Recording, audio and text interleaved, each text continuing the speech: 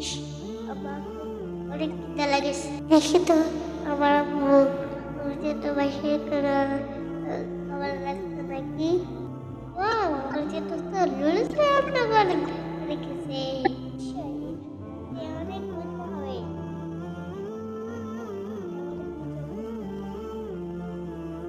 আমার আম্মু যখন থাকে না তখন আমার আম্মু খানা রান্না করে তখন আমি নিজের হাতে খাই।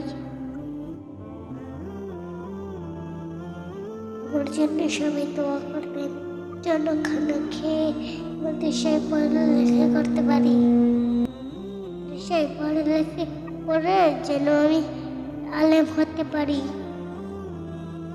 সবাই দোয়া করবেন। আসসালামু আলাইকুম রহমতুল্লাহ।